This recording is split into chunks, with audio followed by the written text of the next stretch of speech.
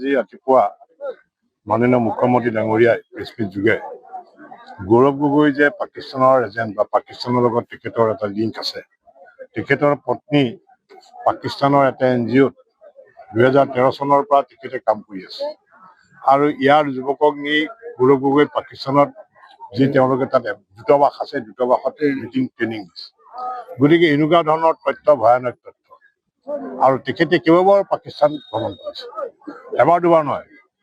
আৰু 2013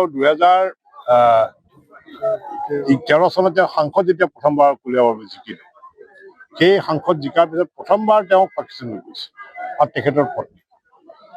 আৰু অতি দুখৰ কথা যে ভাৰতবৰ্ষত থাকি যে আমি নাগৰিকত্ব ল'ব লাগে। গৌৰৱ গগৈ পত্নী আৰু গৌৰৱ গগৈ দুটা সন্তান, এটা ল'ৰা আৰু এজনী ছোৱালী।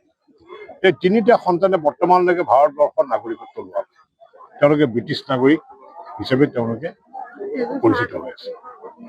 গতিকে এনেকুৱা ধৰণৰ এজন য'ত ভাৰত বিদেশী, য'ত ভাৰতক বিভিন্ন প্ৰকাৰে ভাবুকিৰ সৃষ্টি কৰা, পাকিস্তানৰ লগত তেখেতে সহযোগ কৰি বিভিন্ন ক্ষেত্ৰত। আৰু আমি সাংসদতো দেখিছোঁ যে ভাৰতবৰ্ষৰ ওপৰত এটা থ্ৰেডৰ কাৰণে, আৰু বিশেষকৈ আমি দেখা পাইছোঁ যে কংগ্ৰেছে যে ভাৰতবৰ্ষৰ যি সৈন্যবাহিনী আছে, সেই সৈন্যবাহিনীৰ মনোবল ভাঙিবৰ কাৰণে সংসদতো বিভিন্ন ধৰণৰ তেওঁলোকে বক্তব্য ৰাখে। প্ৰধানমন্ত্ৰীৰ ওপৰত বা গৃহমন্ত্ৰীৰ ওপৰত, প্ৰতিৰক্ষা মন্ত্ৰীৰ ওপৰত বক্তব্য ৰাখে। আৰু তাৰ ওপৰতো তেওঁলোকে কংগ্ৰেছ, বিশেষকৈ কংগ্ৰেছ, ৰাহুল গান্ধী, গৌৰৱ গগৈ আদিকে কৰি যিসকল কংগ্ৰেছী আছে, ভাৰতবৰ্ষৰ সাৰ্বভৌমত্বৰ ওপৰতো তেওঁলোকে তাত প্ৰশ্নবোধক সৃষ্টি কৰে। গতিকে তেনেকুৱা এজন পাকিস্তানৰ লগত সহযোগ কৰা এজেণ্টক, এজন পাকিস্তানী লোকক, পাকিস্তানৰ লোক বুলিয়ে কামি কওঁ,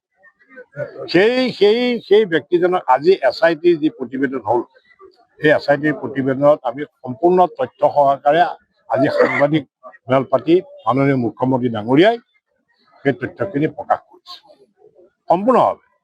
আৰু ইয়াৰ পিছত গৌৰৱ গগৈ তেওঁৰ প্ৰত্যুত্তৰ দিয়ক যে তেওঁ পাকিস্তানত যোৱাটো হয় নে নহয়, তেওঁৰ ল'ৰা ছোৱালী তেওঁৰ ভাৰতৰ নাগৰিকত্ব গ্ৰহণ কৰিছে নে পাকিস্তানৰ ব্ৰিটিছ নাগৰিকত্ব গ্ৰহণ কৰিছে, সেইটোৰ ওপৰত তেওঁ এটা সম্পূৰ্ণ আমাক জবাব দিয়ক। গতিকে তাৰে সন্ধিখনত আজি ভাৰতীয় জনতা পাৰ্টী আমাৰ অসম প্ৰদেশৰ আমাৰ আহ্বান ক্ৰমে আমি প্ৰত্যেক জিলাৰ সদৰত আমি বিধায়কসকল আছো, আমাৰ কাৰ্যকৰ্তাসকল আছে, আমি সকলোৱে এটা প্ৰতিবাদী কাৰ্যসূচী, শান্তিপূৰ্ণভাৱে প্ৰতিবাদী কাৰ্যসূচী যে গৌৰৱ গগৈ যে পাকিস্তানৰ লগত সহযোগ আছে, পাকিস্তানৰ লগত এজেণ্ট হৈ আছে,